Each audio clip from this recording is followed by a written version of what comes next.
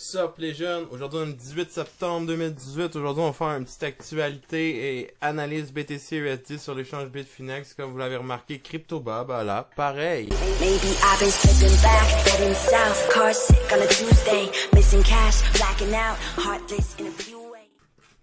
Donc on va commencer dans le vif du sujet ici avec BTC/USD sur l'échange Bitfinex. On a sur le daily time frame, on voit qu'on est venu clairement asseoir notre higher low. Ici, on a notre low du pullback qu'on a eu entre le 3 et le 8.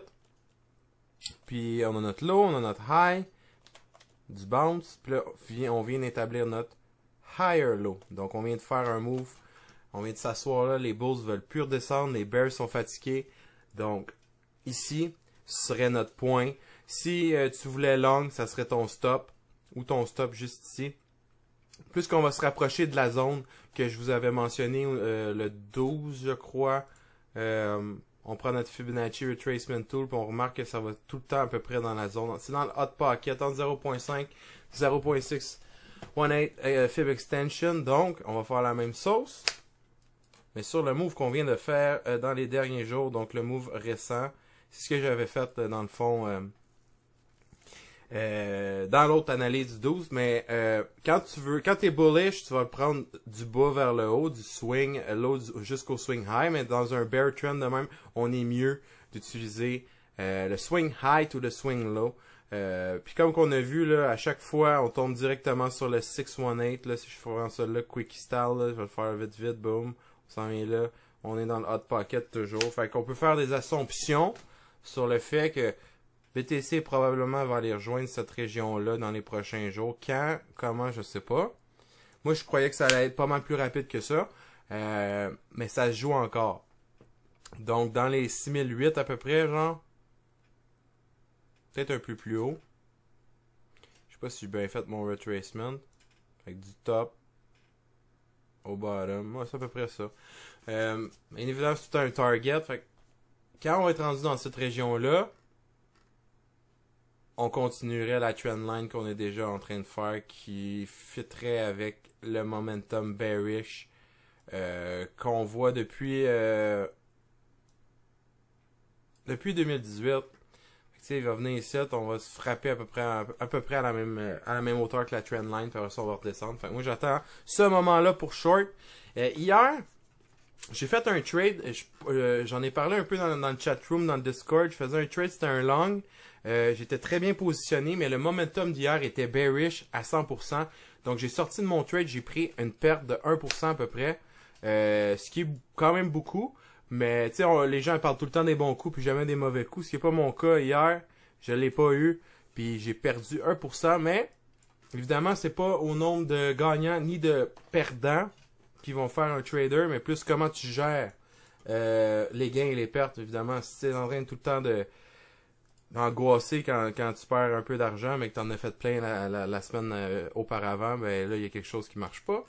Donc, je m'éloigne du sujet. Donc, higher low qui a été formé sur le daily. On va regarder vite qu'est-ce que ça dit sur les autres time frames. On regarde, on est proche du oversold. On n'est pas overbought ben. On a une série quand même de higher low sur le RSI qui est tout le temps bon. On est en train de s'asseoir sur notre, ici, un autre higher low qui est en train de se former. Ici, c'est plus à court terme. Dans le 1 heure, c'est pas pire. On pourrait utiliser ça comme, si mettons tu es entré en long, là tu vois la consolidation qui arrive, il s'assoit, ça fait un higher low, il repart, tu utilises ça comme stop loss, t'attends comme ça. Si jamais la trend a continué, puis il vient continuer, tant mieux, tu vas pouvoir prendre ton prochain higher low comme stop loss. Tu montes tes stop loss de même.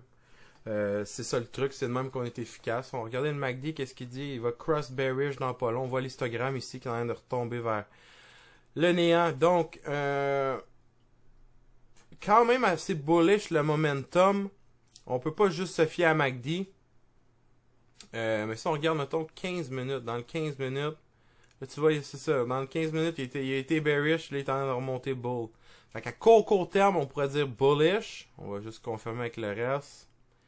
RSI. Dans le fond, là, quand on veut confirmer dans les bas time frames, tu vas regarder ton RSI, est-ce qu'il était overbought. On voit qu'il y a eu un petit move là, dans les dernières minutes parce que le RSI commence à être overbought. Check ton MACD vite. Mais dans les bas time frame RSI, t'es-tu overbought?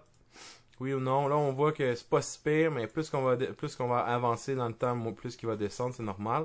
Ça veut dire que c'est récent. Donc, le momentum récent bullish, on pourrait dire. Mais à long terme, faut se décoller le nez des fois, là, puis regarder où ce qu'on en est, là.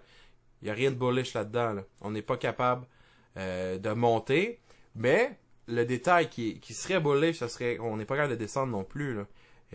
Ce support-là, il n'a pas cédé une fois encore.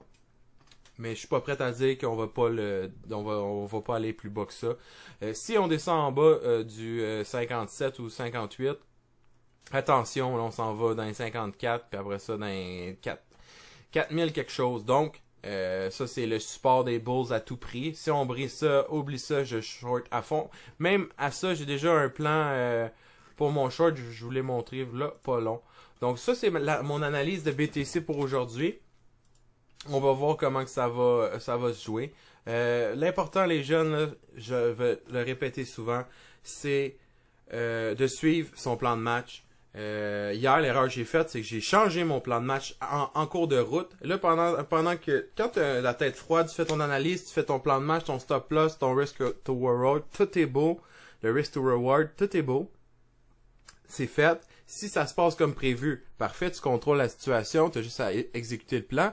Si ça se passe pas comme prévu, commence pas à vouloir changer tes plans, essayer de regarder en temps réel en même temps, puis tout. Non, regarde, suis ton plan. Si tu choke ton analyse, tu choke, point. Essaye pas d'enlever ton stop loss pour essayer de prendre une meilleure position plus bas, rajouter du capital, des affaires de même. C'est pas toujours bon. Parfois, ça marche. Évidemment, si tu as 150 000 dans ton compte, là, US, puis tu joues à coup de 10 000 sans stress, là, tu peux en mettre, t'en achètes là, ça plante, t'en rachètes là, ça plante, t'en rachètes, ok, les plantes plus, les remontent un peu, boum, tu viens de faire plein de cash. Mais c'est pas mon cas à moi, puis dans la façon que j'essaie de vous apprendre à faire des quick scalps de 1%, genre, puis avec des scalps de 1%, de 0,5% en montant, là, c'est incroyable à quel point tu peux faire de l'argent avec ça. Donc, analyse BTC USD sur l'échange Bitfinex, done. Je vais enchaîner avec le côté news. On sait que l'échange Bitfinex étant la 5e plus grande au monde dans tout le trading ou la gestion de crypto-monnaies. Donc, une des plus grosses échanges, j'ai créé une subdivision qui s'appelle Edfinex où tu pouvais transiger des ERC20 tokens, donc des tokens qui sont sur l'écosystème d'Ethereum. Donc, ça existe déjà. Tu as Bitfinex normal, tu as Edfinex pour aller chercher des ERC20.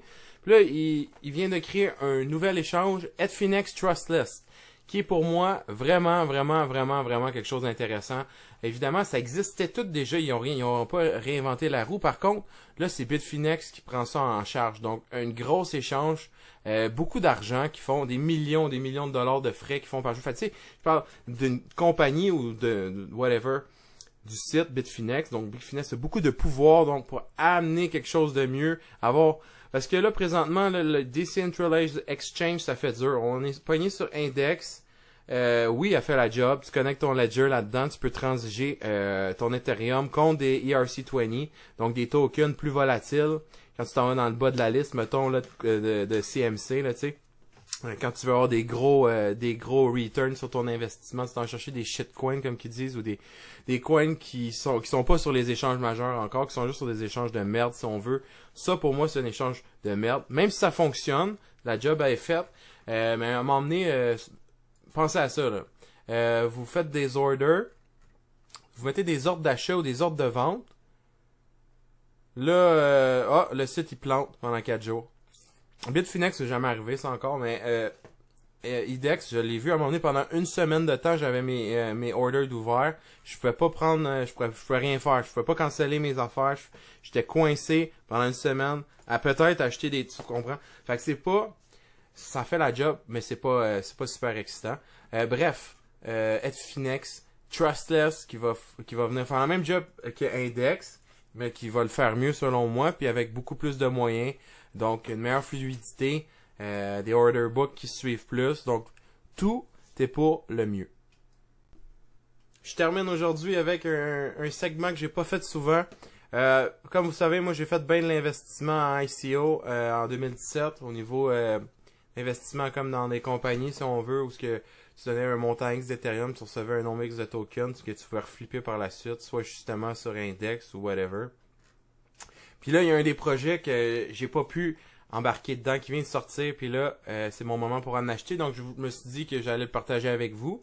Évidemment, vous en avez sûrement déjà entendu parler d'Enchain EDN, un projet coréen, je pense, ou en tout cas asiatique, qui a beaucoup d'engouement. Il y avait tellement de hype sur ce projet-là. Je pense même Balina, Ian Balina, il a été avec beaucoup de capital là-dedans, lui et ses amis, là, ils ont bien des moyens, mettons. Fait que je voulais juste mentionner ça. Évidemment, d'investissement en ICO est très risqué. Bref, tout ce qu'on fait dans la crypto-monnaie, c'est très risqué. Vous prenez vos propres décisions. Je ne suis pas un conseiller financier. Bref, vous connaissez la sauce. Mais moi, je vais en get à ce prix-là ou un peu moins. Je vais attendre, je sais pas. 4 sous. Tu mets un peu d'argent là-dedans, ça peut être très payant. Si évidemment, il y a un bull run qui part puis tout. Donc, c'était ça que je voulais rajouter enfin. Moi, je vais la get sur justement l'échange que je déteste. Sur Index. Donc, Head & Chain, si ça vous tente, allez checker ça. Évidemment, il y a le site web et tout. Je compte pas faire une section de vidéo juste pour chiller des ICO ou des coins. Mais je voulais vous le mentionner à vous autres, ma gang de jeunes. Donc, pensez-y. À 4 sous avec le potentiel que ça a, ça peut exploser. Si ça se rend à une pièce, ben là, on vient de faire quand même 20x, ce qui est excellent, selon moi. Donc, laissez-moi un like, laissez-moi des comments, dites-moi c'est quoi que vous préférez. Est-ce que vous aimez mieux les analyses BTC USD, ou une analyse d'un autre coin, ou de l'actualité, ou du live trading? Juste me dire en commentaire ce que vous voulez dans mes vidéos. Lâchez-moi des likes, subscribe, checkez le Discord. Je vous attends là-dessus. Les links sont dans le bas. Puis je vous dis, ciao les jeunes!